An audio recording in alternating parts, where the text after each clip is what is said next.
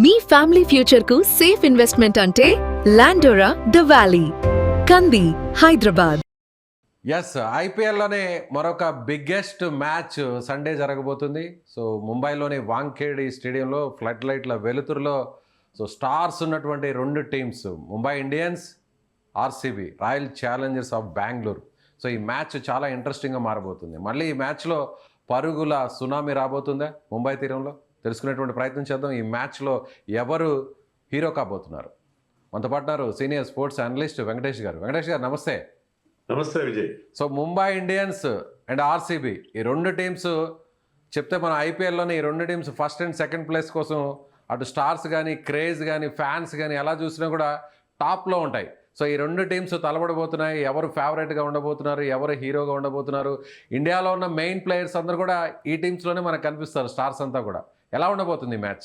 మీరు అన్నట్టు glamour teams రెండు కూడా హై ప్రొఫైల్ టీమ్స్. ఒకవైపు రోహిత్ శర్మ, మరోవైపు విరాట్ కోహ్లీ. కాబట్టి ఆ ఫ్యాన్స్ మధ్య కూడా ఫ్యాన్ వార్స్ జరుగుతూ ఉంటాయి. Rohit fans versus Virat Kohli fans. Actually రోహిత్కి విరాట్కి మధ్య ఇటీవల కాలంలో చాలా మంచి దోస్తీ ఉంది. వాళ్ళిద్దరూ very good relation with each other. కానీ ఫ్యాన్స్ మధ్య మాత్రం ఆ ఫ్యాన్స్ వార్స్ జరుగుతూనే ఉంటాయి. సో ఎప్పుడు ముంబై వర్సెస్ బెంగళూరు మ్యాచెస్కి ఎప్పుడు కూడా ఆ రకమైన రైవలరీ, అది చాలా ఇంటెన్స్ రైవలరీ ఉంటుంది. చాలా కాంపిటీషన్ కూడా చాలా హైగా ఉండే పరిస్థితి మనం ప్రతిసారి చూస్తున్నాం. So already Rohit Sharma first match బాగా ఆడాడు, కానీ తర్వాత మ్యాచ్లో అనుకున్న విధంగా సక్సెస్ కాలేకపోయాడు. అలాగే విరాట్ కోహ్లీ కూడా ఫస్ట్ మ్యాచ్ బాగా ఆడాడు, బట్ తర్వాత మ్యాచ్లో అనుకున్న విధంగా రన్స్ చేయలేకపోయారు. సో స్టార్టింగ్ అయితే బాగా వచ్చింది, ఇద్దరు కూడా అద్భుతంగా ఆడారు. రోహిత్ శర్మ అయితే వెయిట్ లాస్ అయ్యి మునుపటి రోహిత్ శర్మ ఇంతలా మారిపోయాడని ఫ్యాన్స్ని కూడా షాక్ గురి చేశాడు. సో ఇద్దరు ఎలా ఆడబోతున్నారు? ఇద్దరికి కూడా చాలా పెద్ద ఛాలెంజ్. ఎందుకంటే వాళ్ళు నెక్స్ట్ వన్డే వరల్డ్ కప్ ఆడాలంటే ఐపీఎల్లో వాళ్ళు బాగా పర్ఫామ్ చేయాలి. వాళ్ళు ఫిట్నెస్ ప్రూవ్ చేసుకోవాలి. ఆ హంగర్ ఉందా లేదా, ఇప్పటికే వాళ్ళకి ఆ పరుగుల దాహం ఉందా లేదా అనేది కూడా సెలెక్టర్స్కి వాళ్ళకు ఇండికేషన్ ఇవ్వాలి.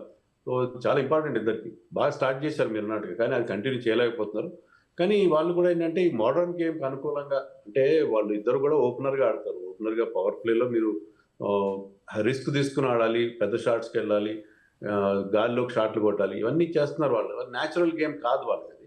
సో అలా కానప్పుడు దాంతో కొద్దిగా ఇబ్బంది పడుతున్నారు. బట్ ఎనీవే, వాళ్ళకున్న ఎబిలిటీ మనకు తెలుసు, వాళ్ళకున్న ఎక్స్పీరియన్స్తో డెఫినెట్గా వాళ్ళిద్దరు బాగా పర్ఫామ్ చేసే అవకాశం ఉంటుంది. సో మెయిన్గా ఏంటంటే ఫోకస్ వాళ్ళ టీంల మీద కాకుండా వాళ్ళ ఈ లెజెండ్స్ ఇద్దరు ఎలా ఆడతారు, జర్నీ ఎలా ఉన్నదని కూడా ఫ్యాన్స్ చాలా కీన్గా వాచ్ చేస్తుంటారు. ఎస్, ముంబై ఇండియన్స్ అటు బ్యాటింగ్లోను బౌలింగ్లోనూ చాలా స్ట్రాంగ్గా ఉన్నటువంటి టీమ్స్, స్టార్స్ అందరూ కూడా ఉన్నారు. అయితే రాజస్థాన్ రాయల్స్ మ్యాచ్లో బౌలర్స్ కూడా తేలిపోయారు. బుమ్రా లాంటి బౌలర్ కూడా అవలీలుగా వైభవ్ సూర్యవంశీ ఫస్ట్ బాలే 6 కొట్టడం జరిగింది. సో రేపు బౌలింగ్ ఏమైనా స్ట్రాంగ్ అయ్యేటువంటి అవకాశం ఏమైనా ఉందా ముంబై వైపు నుంచి? ఇప్పుడు మీకు ఏమనిపిస్తుంది అంటే, నాకు ముంబై మీరు చెప్పినట్టుగా ఆన్ పేపర్ చాలా స్ట్రాంగ్గా ఉంది, కానీ కొంచెం అవుట్డేటెడ్ అవుతున్నారా? ఎందుకంటే వీళ్ళందరూ సీనియర్ ప్లేయర్స్. దీంట్లో మనకి పెద్దగా నమన్దేవ్ తప్ప అన్క్యాప్ ప్లేయర్ ఎవరు లేరు ఈ టీం మొత్తంలో. వీళ్ళందరూ ఇప్పుడు సూర్యకుమార్ యాదవ్ సరైన ఫామ్లో లేడు, హార్దిక్ పాండ్యా కూడా అంతే, తిలక్ వర్మ, రోహిత్ శర్మ, రాన్ రికల్టన్, వీళ్ళందరూ కూడా కొంచెం పాత పడిపోయారేమో. ఇప్పుడు మోడర్న్ గేమ్కి ఉన్న ఇప్పుడు వైభవ్ సూర్యవంశీ, ప్రియాన్ షారియా, వీళ్ళు ఆడుతున్న kind of high risk game, boldness వాళ్ళు దాంట్లో ఉండట్లేదా అని నాకు అనిపిస్తుంది. ఎందుకంటే వీళ్ళు ఆడే తీరులో డిఫరెంట్గా ఉంది. They carry certain baggage. వాళ్ళకి ఏంటంటే వాళ్ళకి రెప్యుటేషన్ ఉంది, తర్వాత ఎన్నో రకాల ఫ్యాక్టర్స్ ఉన్నాయి. సో వాళ్ళు కొంచెం అవుట్డేటెడ్ అయిందా ముంబై టీం? దాంట్లో యూత్ఫుల్ విగర్ లోపిస్తుందా అనేది నాకు అనిపిస్తుంది. సో స్పిన్నర్ లోటు కూడా చాలా స్పష్టంగా కనిపిస్తుంది. శాంట్నర్ ఏమైనా మళ్ళీ తిరిగి ఆడే అవకాశం ఉందంటారు రేపటి మ్యాచ్కి? శాంట్నర్, గజన్ఫార్ ఇద్దరి మధ్య వాళ్ళు మ్యూజికల్ చైర్స్ లాగా పెట్టారు. కానీ వాళ్ళు ఇద్దరులో ఎవరికో ఒకరికే రెగ్యులర్ రన్ ఇస్తే బాగుంటుంది. మిగతా తర్వాత కూడా మార్కండే లాంటి స్పిన్నర్ కూడా సరిగ్గా లేదు. స్పిన్ డిపార్ట్మెంట్ని వాళ్ళు గత కొద్ది కాలంగా నెగ్లెక్ట్ చేస్తూ ఉన్నారు. సో మీకేంటంటే ఇటీవల ముఖ్యంగా ఈ ఐపీఎల్లో ఇప్పుడు మనం 2 వారాలు దాటిపోయింది. పిచెస్ కాస్త స్పిన్నర్స్కి అనుకూలిస్తుంది. ఈ టైంలో స్పిన్ చాలా ఇంపార్టెంట్ రోల్ ప్లే చేస్తుంది. కానీ వీళ్ళకి సరైన స్పిన్ బౌలింగ్ లేని లోటు మనకి స్పష్టంగా కనిపిస్తుంది.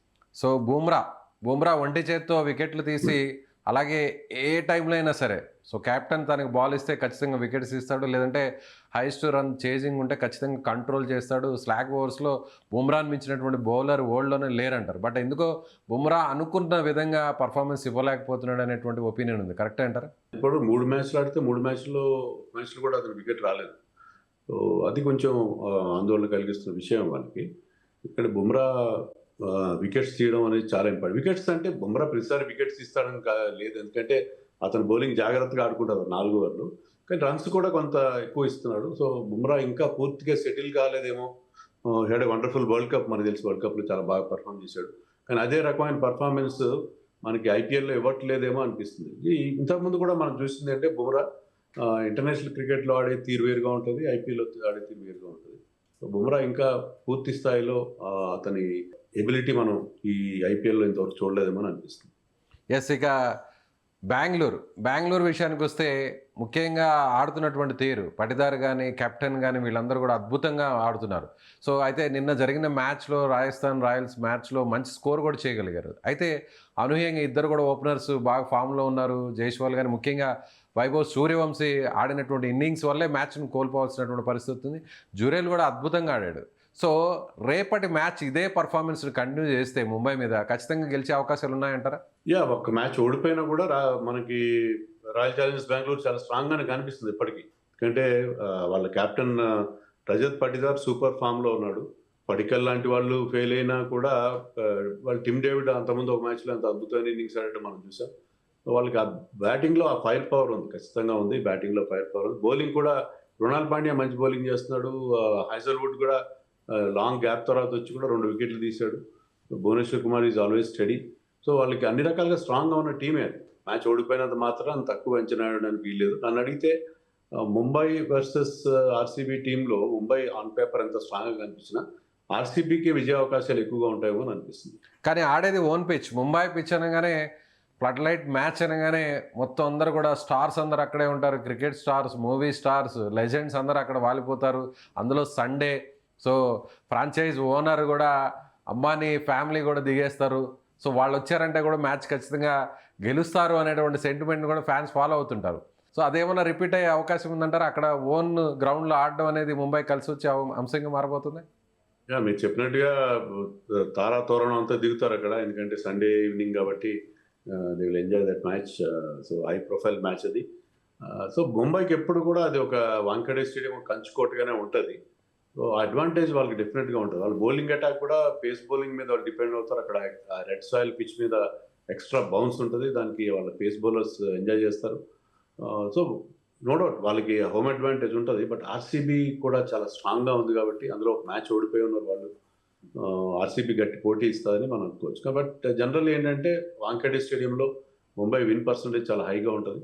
వాళ్ళు రెగ్యులర్గా అక్కడ ఎక్కువగా వాళ్ళు ఇటీవల కాలంలో మనం చూస్తుంది ఏంటంటే ముంబై బయట ఆడే మ్యాచ్లు ఓడిపోతున్నారు, హోమ్ మ్యాచెస్ గెలిచి దాని మీదే వాళ్ళు డిపెండ్ అవుతారు. సో ఇక్కడ కూడా వాళ్ళకి హోమ్ అడ్వాంటేజ్ ఖచ్చితంగా కలిసి వచ్చే అవకాశం ఉంది. టాస్ గెలిస్తే ఎవరు చేసింగ్ ఖచ్చితంగా తీసుకునేటువంటి అవకాశం ఉంది. సో అది ఒకవేళ ఫస్ట్ బ్యాటింగ్ చేసేటువంటి వాళ్ళు గెలవాలంటే మినిమం ఎన్ని రన్స్ బోర్డు మీద ఉంచాల్సిన అవసరం ఉంది?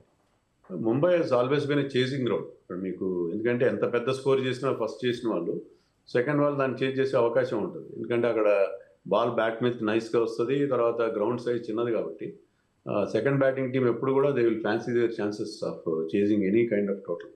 సో అందుకని ఐ థింక్ ఏ టీం టాస్ గెలిచినా ముందుగా వాళ్ళు బౌలింగ్ తీసుకుంటారు. కనీసం మీరు 220 చేయాలి, అక్కడ 210, 220 చేయాలి. ఎందుకంటే ఈ ఐపీఎల్లో మనం చూస్తుంది ఏంటంటే ఇప్పటివరకు జరిగిన మ్యాచ్ల్లో ఏ టీం కూడా బిలో 200 చేసి దాన్ని డిఫెండ్ చేసుకోవాలి. మీరు గెలవాలంటే కనీసం 200+ చేయాలి. 200+ చేయకపోతే ఇప్పుడున్న బ్యాట్స్మెన్షిప్ ప్రకారం చూసినా, ఏ రకంగా చూసినా 200 కంటే తక్కువ చేస్తే దాన్ని డిఫెండ్ చేసుకునే పరిస్థితి కనబడలేదు. ఎస్, విన్ ప్రిడిక్షన్ ఫైనల్గా ఎంత పర్సెంటేజ్ ఇవ్వబోతున్నారు? 55% ఇన్ ఫేవర్ ఆఫ్ ఆర్సీబీ ఇస్తాను ఈ మ్యాచ్లో. Okay sir, thank you sir, thank you so much sir. So ఇది స్పోర్ట్స్ అనలిస్ట్ వెంకటేష్ గారు చెప్తున్నటువంటి ఒపీనియన్ మీరు కూడా ఏకీభవిస్తున్నారా లేదా? అయితే మీ అభిప్రాయాన్ని కామెంట్ చేయండి. Thank you.